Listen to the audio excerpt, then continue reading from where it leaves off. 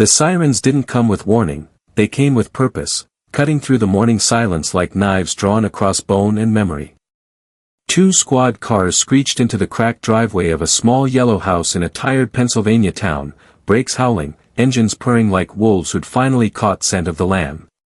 Inside, Edith Hawthorne, 72 years old and known by most as Miss Edith from the local high school, was setting down a tray of peach tea on a hand-stitched doily, her fingers trembling just slightly, though not from age.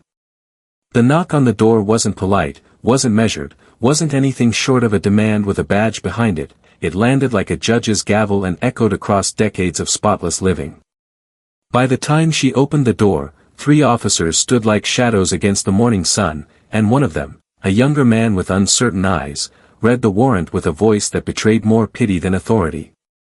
"Edith Hawthorne," he said, fumbling once before continuing, "you are under arrest for armed robbery and possession of stolen property connected to the Western Union Bank job 3 nights ago." No one breathed, not her, not them, and the porch, once a place of lemonade and Bible verses, became the stage of an unthinkable accusation. The neighbors peeked through curtains they'd once sewn with Edith at church quilting circles, eyes wide as saucers, lips muttering silent prayers to a God who had no explanation ready. The cuffs were cold, the metal foreign, but what shocked them all most, what made the youngest officer drop his gaze and the oldest pause before touching her, was that Edith did not flinch, fight, or plead. Instead, she nodded once, with the calm of someone who just accepted a life sentence from God himself and said, "You have the right person." No tremble in her voice, no hesitation, just 6 words that dropped like stones into the well of silence that surrounded them all. In the interrogation room later that morning, under flickering lights and behind mirrored glass, she recited every detail of the crime with a precision that made the detectives shift uncomfortably in their seats. She named the bank, the entry point, the timing, the money, tens of thousands missing, and the gun, which had never been found. She even described the gloves, black leather, size small, and the face mask, which she said she had purchased 2 weeks before. There was no reason to doubt her, and yet doubt clung to every corner of that room like smoke in a church basement after the candles had gone out. A younger detective leaned against the wall, watching her with narrowed eyes and the weight of suspicion pressing down hard on his gut. "She's too calm," he whispered to his partner when they stepped outside for a breath of air, "too exact, like she studied the script." But the evidence was damning: her fingerprints on a backpack found near the scene, a receipt in her trash for gloves matching the description, and surveillance footage that caught a glimpse of someone her height and build. Still, none of it made sense, not from the woman who once taught history, raised 2 children on a teacher's salary, and ran a book club for the widowed women in her neighborhood. News traveled fast in small towns, and by nightfall, Edith's name was scrolling across local news banners, wrapped in words like unlikely, shocking, and elderly suspect. But what truly lit the fuse was what came next, a photograph from 1987, dusty and grainy, showing a young Edith leading a protest outside the county courthouse, holding a sign that read, "Justice for women, all women." Journalists dug deeper, and within 2 days, a picture began to form of a woman who had, quietly and consistently, stepped into legal storms and pulled others out without fanfare. A high school girl once accused of shoplifting, a charge dropped mysteriously after Edith visited the sheriff. A young mother caught forging checks, never prosecuted, but seen days later praying with Edith on a hospital bench. Each thread small, quiet, easily missed, but woven together, it painted a portrait of a woman who had bent rules when rules failed those she loved. At her arraignment, a familiar face entered the courtroom, a woman now in her 40s, robed and resolute, the presiding judge of Edith's trial, Honorable Lisa Carrington, once a shy girl in Edith's third-period American civics class. Lisa's hand trembled slightly as she adjusted her glasses, not from nerves, but from the weight of what stood before her, a woman who had shaped her sense of justice, now accused of violating it.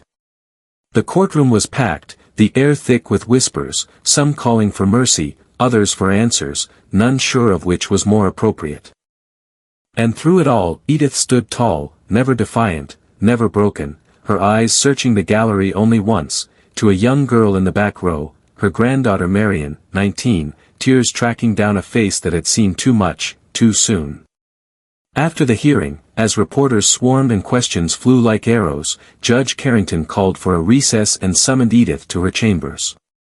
Behind closed doors, no robes, no cameras, no noise, the judge asked one question, one simple, brutal question, spoken like a student who had not yet unlearned respect. "Why, Miss Edith," she asked, voice breaking despite her title. "Why would you confess to something like this?" And across the silence that followed, as the judge waited for an answer, somewhere in the hallway behind them, a girl sobbed like a child who had lost something too precious to name. "Because, Lisa, some lives are still worth saving, even when the cost is everything you've spent your own life building." Judge Carrington didn't respond right away, she just looked at Edith like a woman who'd stumbled into a burning house and couldn't understand why the match was still in her hand. Edith's voice didn't crack or waver as she continued, but there was a weight behind every word, like she'd carried the sentence in her chest for weeks before letting it loose. "I raised her after her mother died, taught her how to read with psalms, and brush her teeth with baking soda when we couldn't afford Colgate. She is my blood, Lisa, but she's also a girl who made one mistake in a world that turns one mistake into a life sentence. And when I saw the fear in her eyes that night, when she came home with blood on her sleeve and didn't say a word, I knew she hadn't meant for it to happen that way. She thought it was just supposed to be a scare, a message, a stupid stunt with older friends she barely knew, but the gun went off, and that guard will never walk right again." Lisa sat down slowly, her knees folding like paper, and all the courtroom gravitas she'd carried evaporated in a single, helpless breath. She reached for a bottle of water on her desk, but her hand missed it by a full 2 inches, her focus too lost in the fog of something far bigger than policy or law. "Do you even realize what you're asking me to believe?" she whispered, her voice nearly breaking as it echoed off her old wooden bookshelf, still filled with textbooks Edith once taught from. "You, a woman who once failed students for turning in late essays, telling me now that you'll take the fall for a felony?" Edith didn't smile, didn't flinch, didn't blink, she only nodded, the way soldiers nod before stepping into fields they know they won't walk out of. "That's right," she said gently. "Because I've seen what happens to young women who don't have anyone willing to lose sleep for them." Outside that door, chaos buzzed like bees around honey, the press, the cops, the town gossips hungry for the next whisper, but in that chamber, time paused, giving grief and love room to stare each other down. Lisa leaned back, her fingers templed beneath her chin, and for a long moment, said nothing at all, not even when her eyes filled with tears she refused to let fall. And then she asked the question that would flip the storm on its head, change the course of what had seemed inevitable, and summon players from the past who thought they'd been forgotten. "Edith," she said quietly, "is this the first time you've done something like this, for someone else?"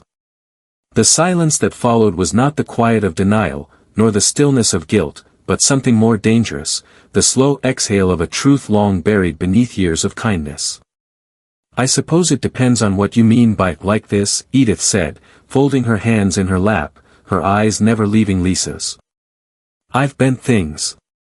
I've broken a few. But only when the law got it wrong, and the punishment would have ruined a girl who still had fight left in her." The words hit Lisa like a memory, flashes of whispered rumors in teachers' lounges, stories of Edith intervening in quiet back rooms, hints of disciplinary slips that mysteriously vanished. And just like that, the case shifted from local oddity to national wildfire. That night, a reporter named Clarissa Hunt from Channel 9 dug deeper than anyone had before, pulling public records, cross-referencing closed files, and unearthing more than the town was ready to handle. 3 different cases across 20 years, all dismissed quietly, all involving young women, all circling the orbit of one Edith Hawthorne. One was a girl who'd stabbed her stepfather during what police had labeled a domestic incident gone too far, and yet the charges disappeared after a single visit from Edith to the sheriff's office. Another had stolen prescription pills from a pharmacy, yet the clerk later refused to testify, and the girl received only counseling and a part-time job at a church kitchen. And in the third case, the young woman was caught setting fire to a car belonging to a man twice her age, her former employer, and it was Edith who bailed her out that very night. Clarissa aired it all, photos, dates, names, each piece arranged like puzzle corners, enough to suggest a pattern but not enough to prove a conspiracy. The media dubbed her the guardian widow, while others called her the silent shield, but the phrase that stuck came from a professor-turned-legal analyst who coined the term ethical disobedience. Suddenly, a woman in handcuffs had become the face of a national conversation, about justice, about mercy, about the morality of breaking rules for the sake of human lives that would otherwise be discarded. Social media lit up with hashtags, op-eds sprang from every corner of the country, and a retired Supreme Court clerk even called it one of the most important moral puzzles of the decade. But for Edith, none of that mattered, not the cameras, the praise, the judgment or applause. Only one thing kept her awake at night, the look on Marion's face that morning in the courtroom. A look that said, "I didn't mean for it to get this far, and now I don't know how to fix it." Edith's public defender, a kind but exhausted man named Richard Lee, met her in the holding cell 2 days before the pre-trial hearing, holding a folder thicker than the Book of Psalms.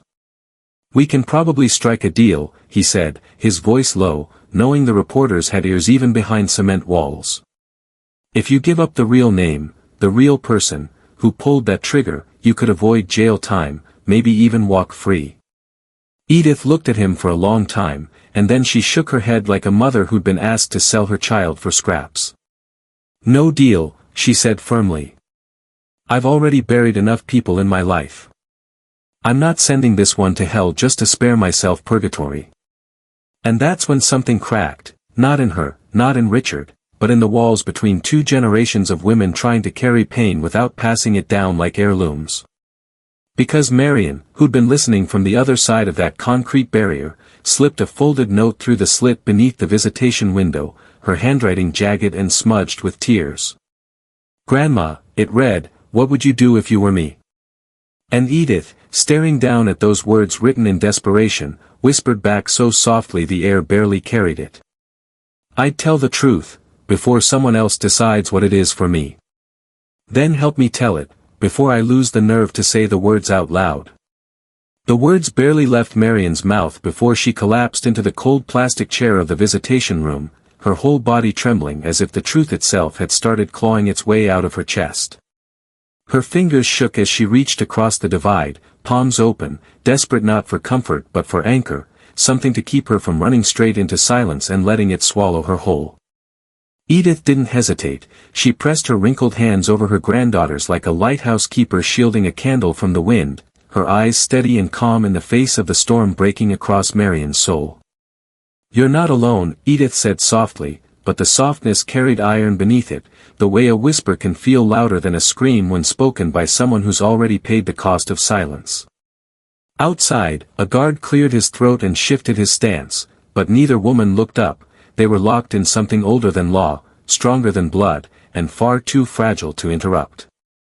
Marion took a breath so deep it sounded like a drowning girl finally breaking the surface, then closed her eyes and said the words she'd held back since the night of the robbery. "It was me, Grandma. I went with them, but I didn't know they had a gun.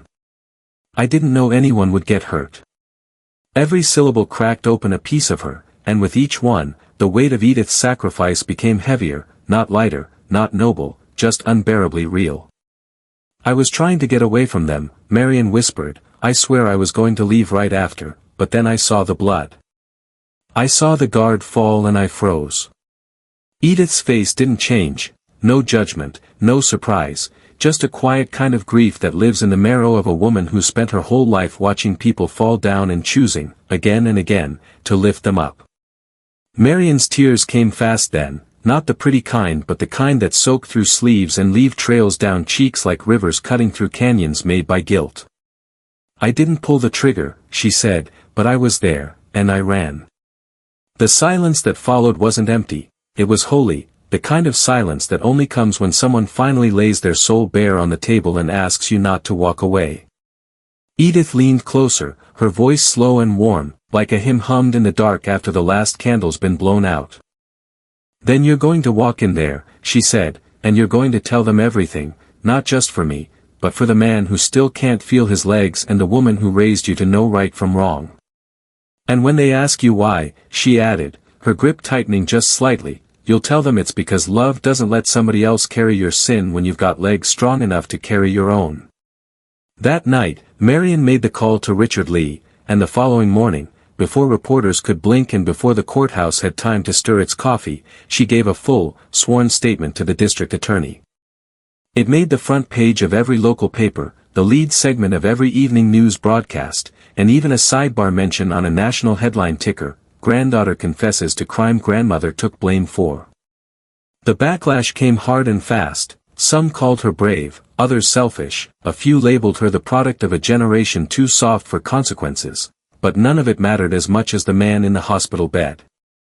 His name was Dale Whitaker, a security guard for Western Union and a father of 2 grown boys, now relearning how to stand with the help of a metal walker and a therapist who didn't believe in small talk. When he heard the news about Marion's confession, he didn't rage or demand more punishment. He asked for one thing and one thing only: to speak to Edith before her hearing. The judge approved it reluctantly, unsure of his intentions, but when the two met in the hospital chapel, what happened next wasn't anger, it wasn't forgiveness, it was something deeper. Dale reached for Edith's hand with the arm that still worked and simply said, "My sons told me you were the one who taught them civics, 20 years ago. They said you used to make them memorize the Bill of Rights and stand up for kids getting picked on," he added, smiling through the pain. "I don't know why you did what you did, but I know good people don't disappear just because they made one bad choice. And I know bad people don't take the fall when they didn't have to," he finished, his voice rough but steady.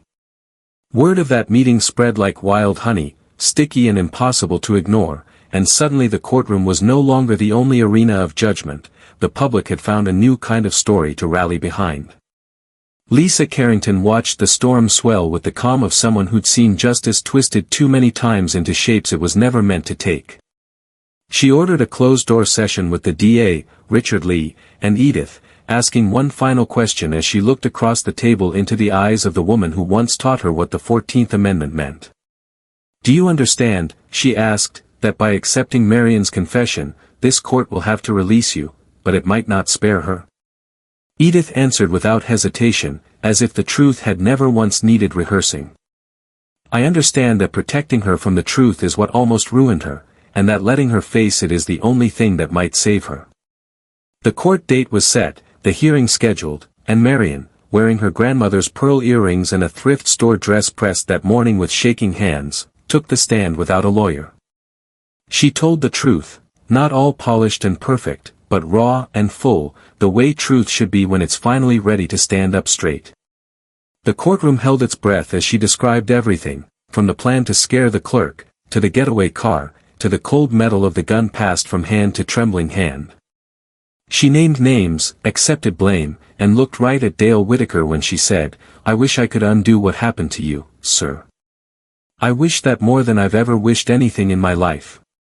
And Dale, seated with his walker beside him, didn't speak, but he nodded once, and that nod sent more shivers down spines than any sentence handed out that day. The judge called for recess before the final ruling, needing time, needing space, needing to find the line between law and mercy and still sleep at night. Outside, as the reporters gathered and the sky turned the color of old bruises, Marion turned to her grandmother and asked one question she couldn't carry alone. "Do you think they'll believe I'm worth saving, after all this?" "Child, it ain't about whether they believe it, it's about whether you do." The bailiff's voice thundered through the hallway like a hammer striking the last nail into a box no one wanted opened. "All rise," he said, and suddenly every breath in the courtroom held still like it was waiting to see who would shatter first. Marion stood between her public defender and her grandmother, her knees trembling beneath her dress, and every inch of her spine felt like it might give way if Edith let go of her hand. Judge Carrington entered the chamber slowly, her face unreadable, her eyes hard like stone polished by years of pressure, shaped by a lifetime of watching people burn their own bridges and then blame the river. She looked down from the bench, not as a judge this time, but as a woman who once passed notes in Edith's classroom and now held the power to undo everything Edith had done to protect the girl beside her. "This court has reviewed the full statement, cross-referenced the confession with surveillance footage and witness interviews," she began, her voice cool but not cold, "and has reached a decision regarding both Ms. Hawthorne and Ms. Dawson. Every camera shutter clicked in rapid succession, like a machine gun firing questions no one had words to answer just yet. In light of the new confession, and in consultation with the district attorney's office, all charges against Edith Hawthorne are formally dropped with prejudice, effective immediately. Half the courtroom gasped, the other half sat so still it seemed like the furniture had forgotten how to breathe. Edith didn't smile. She didn't sigh. She didn't even move, not until Marion's hand began to shake with the fear of the second part she knew was coming. As for Ms. Dawson, the judge continued, pausing as if the next words had been stitched by needles into the lining of her black robe, the court recognizes both the gravity of her actions and the extraordinary nature of her confession. The prosecutor shifted in his seat, looking like a man who had argued cases far less complicated and far more predictable. In lieu of formal sentencing, Lisa said, and following the written request submitted by Mr. Dale Whitaker, the victim in this case, the court will approve a restorative justice program supervised by the district attorney's office and the Office of Victim Support. No one spoke. No one moved. Even the guard at the back of the room blinked slower than usual, trying to catch up to what had just been said. This includes mandatory counseling, 400 hours of supervised community service, and enrollment in a legal reform education program for first-time nonviolent offenders, the judge continued, her voice now steady as a bell in a chapel full of storm-worn pews. And it will be carried out under the leadership and mentorship of one Edith Hawthorne, if she is willing to serve. Marion's knees gave out before the words even finished echoing across the courtroom floor, and Edith caught her just as she'd caught her so many times before, quietly, firmly, with the grace of a woman who'd seen storms and outlived them. "I'll serve," Edith said, loud enough for every soul in the room to hear, and quiet enough to let Marion cry without shame. The courtroom emptied like a chapel after the funeral of a man nobody hated and everyone wished they'd known better. Reporters ran to file their stories, families left with hands on shoulders, and Dale Whitaker sat alone in the back, his walker at his side, whispering something no one else could hear as he stared at the floor like it owed him nothing. Outside, the press gathered like birds sensing a change in season, microphones angled toward the courthouse steps as the newly freed woman and the newly forgiven girl walked out side by side. But there were no victory speeches, no slogans, no waving from balconies, just two hands held tight, and a story no one could tell the same way twice. By the end of that week, a nonprofit had been registered in Edith's name, the Hawthorne Foundation for Female Redemption, funded by donations, legal grants, and one unexpected letter from a retired senator whose sister Edith once tutored through a divorce and an assault charge. The foundation took root fast, sprouting clinics in old libraries and strip mall back offices, offering legal aid to women who didn't know what pro bono meant but knew what it was to feel invisible. Edith, who had spent a life teaching other people's children and burying her own pain behind lesson plans and casserole dishes, found herself standing before mayors and prison boards with the same voice she once used to scold students for forgetting their homework.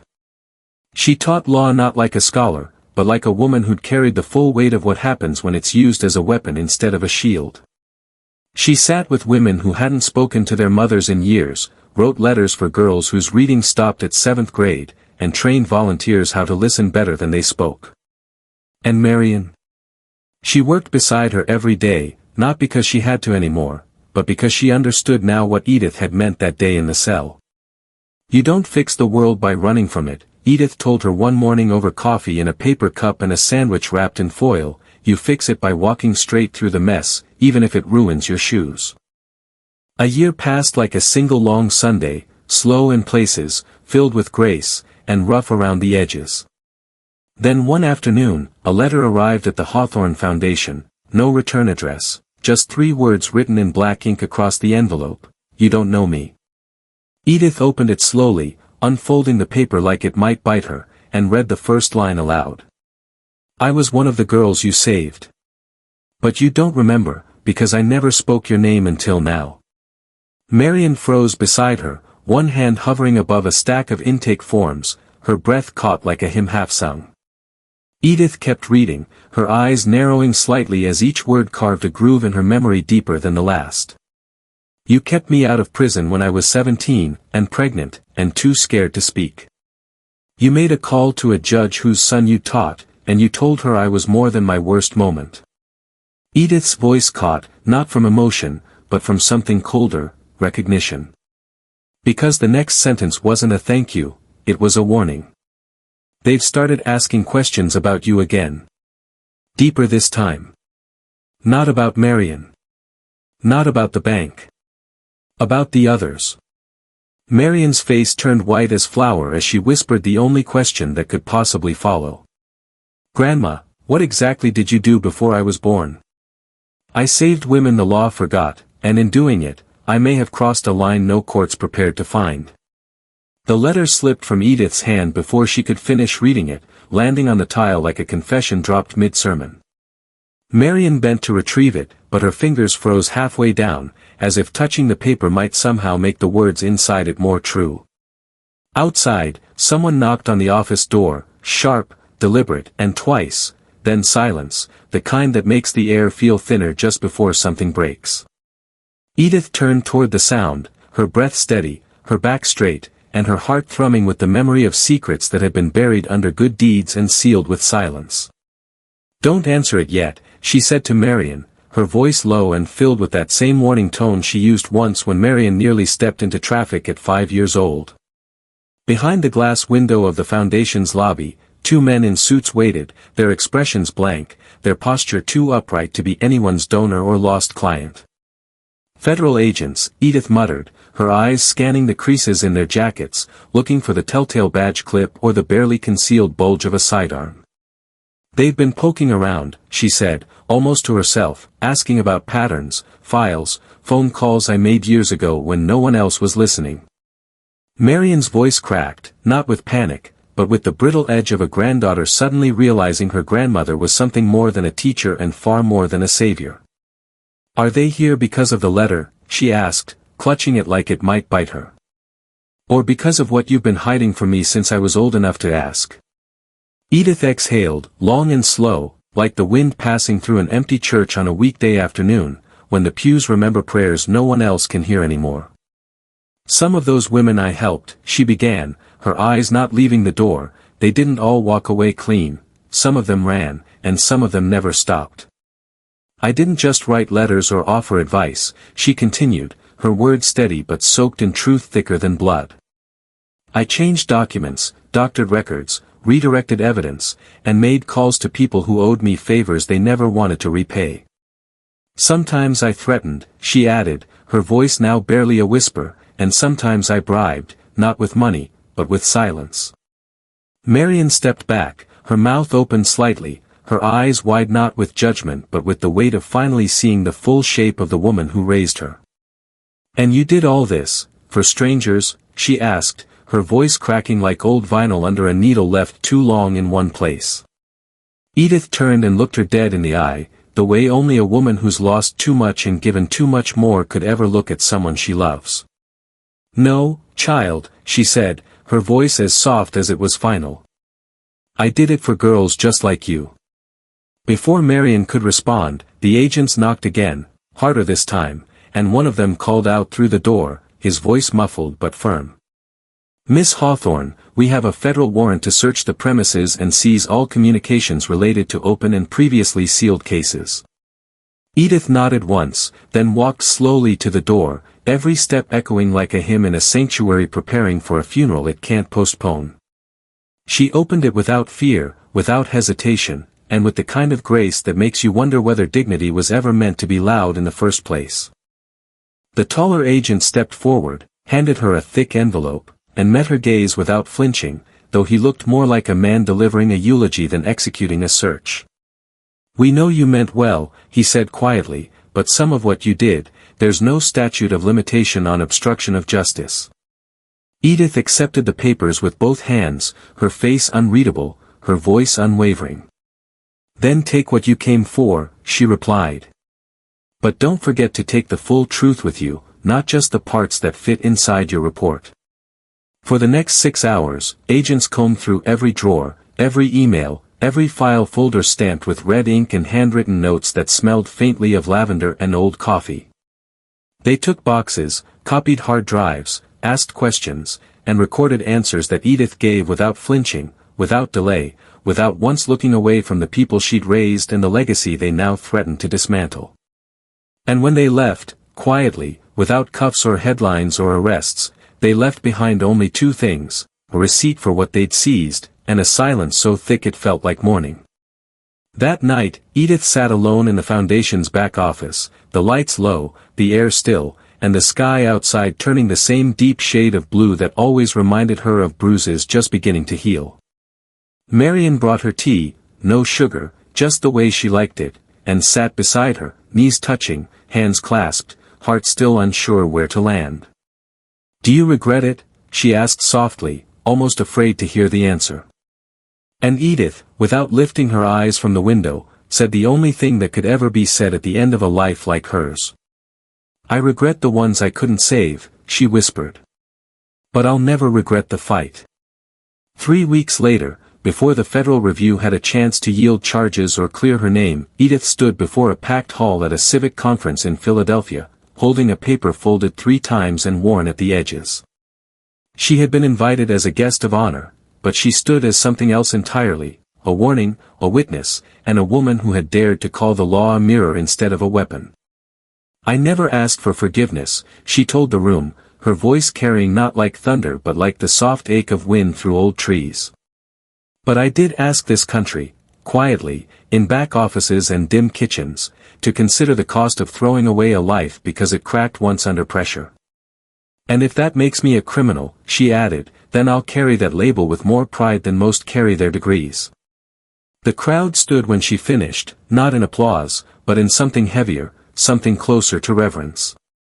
That night, back at the Foundation, Marion sat across from her grandmother with the original letter in her hands, now framed and placed on the wall above the intake desk. She pointed at the final line, the one that had been overlooked in all the noise, all the chaos, all the spotlight. It read, "I owe you my life. But if they ever find you, don't lie. Just tell them the truth. Because you didn't run. You stayed. You fought. You were the storm." Marion turned to her grandmother one last time and asked, "Is that what all this was really about?"